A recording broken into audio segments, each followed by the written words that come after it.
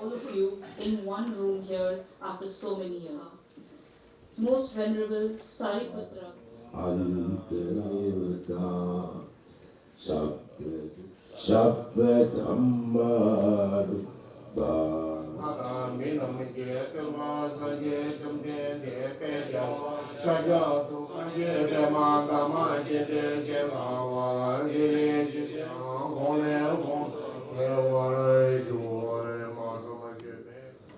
Sabba Sangharu. See, the General, first of all, thank you for interviewing me. And the General Assembly is a very important body. As you know, the International Buddhist Confederation is an international organization. So we have representatives from different countries, about 39 countries, 300 organizations, in order to enable them to have a participatory role and a sense of belonging to IBC, which is our core objective and aim, to bring the entire world, the Buddhist community together. We have formed this General Assembly where they all are members. And there are people from as far as Argentina and Mexico to Uganda and all of those Buddhist countries in between who did become members of IBC and who are present here today. So in that sense, it's a global perspective on Buddhism that we have created, which the General Assembly enables in strengthening.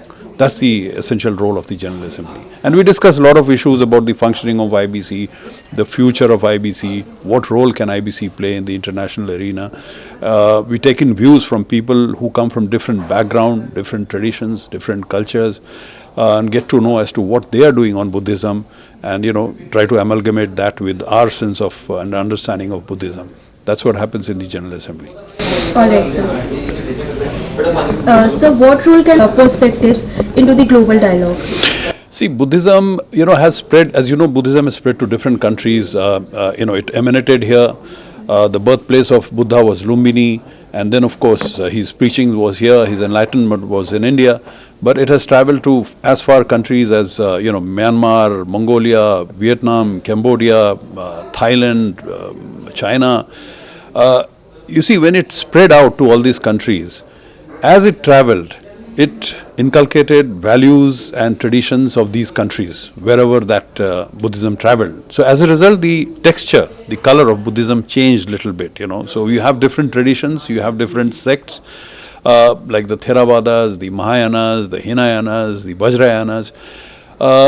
Now, as you have a number of such traditions and sects, there is a tendency of dissipating the values of Buddha. So here in IBC, our effort is to bring all of these sects together.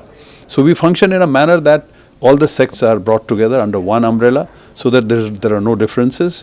For instance, if you look at the post of the Secretary General of IBC, we do alternate between different sects. We started with Lama Lobsang, who was a Mahayana follower, and then we had Dr. Dhammapia, who is a Theravada follower. Next, we will have a Mahayana Secretary General. So, the idea is to keep everybody together, and we have a lot of dialogue also among various sects, various traditions to bring them together. That is the core objective of IBC. Besides the fact that we want to sustain Buddhist heritage, tradition, value, and let the entire world know that this is the land of the Buddha.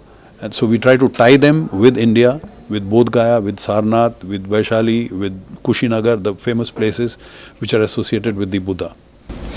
Right, sir. Sir, can you tell conflicts and menace of terrorism around the world?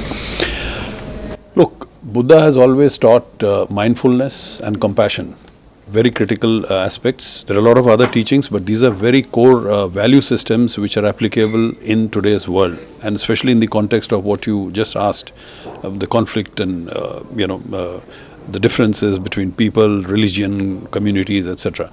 Now here, Buddha's philosophy applies a lot.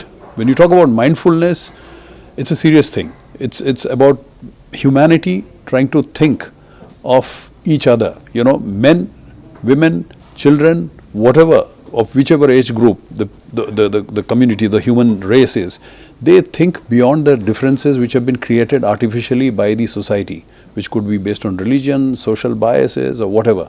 And you sort of talk about mindfulness, which means, exactly speaking, mindfulness means if I'm looking at you, for you, mindfulness is what are you doing right now?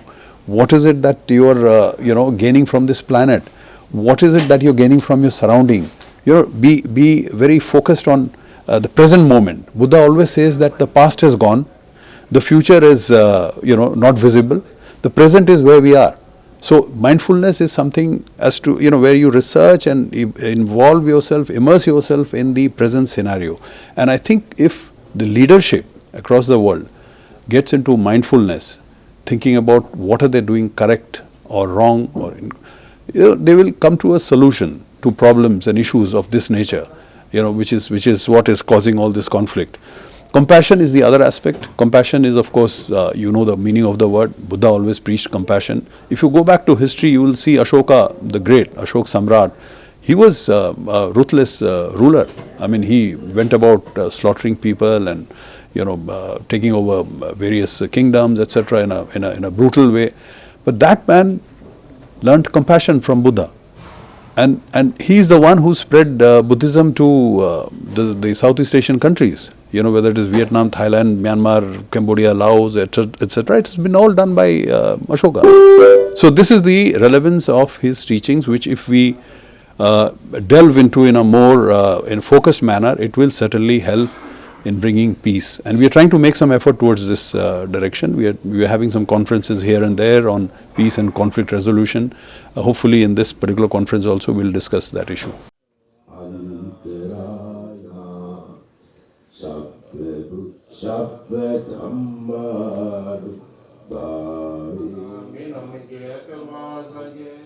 Sabba Sangha